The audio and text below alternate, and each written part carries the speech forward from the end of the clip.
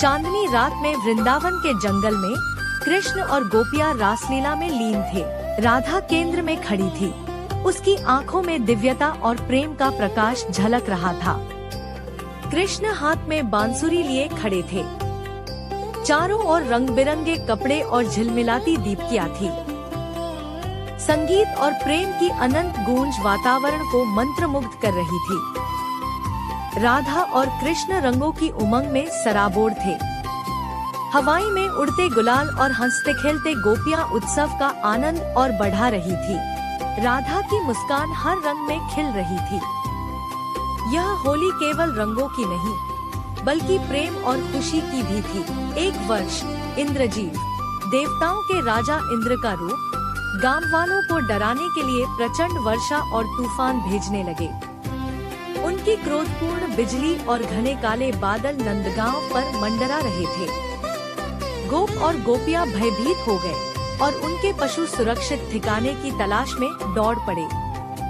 तब बाल कृष्ण ने अपनी पूरी दिव्यता और शक्ति दिखाई। वह एक पैर पर खड़े होकर अपनी छोटी अंगुली में गोवर्धन पर्वत उठा लिए। पर्वत के नीचे गांव वाले बैल, गायें और सभी पशु सुरक्षित खड़े हो गए।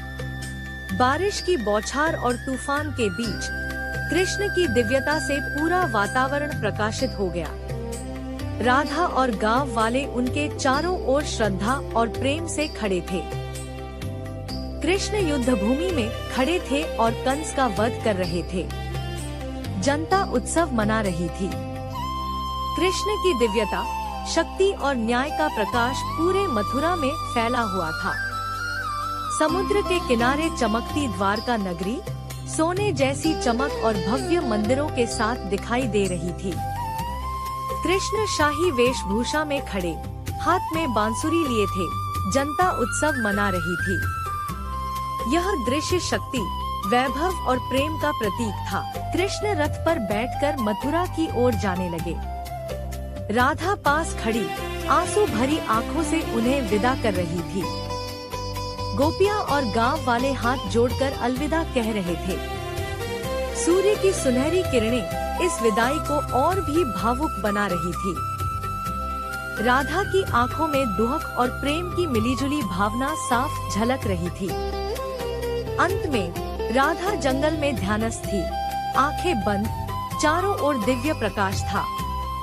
कृष्ण का दिव्य रूप उसकी दृष्टि में प्रकट हुआ।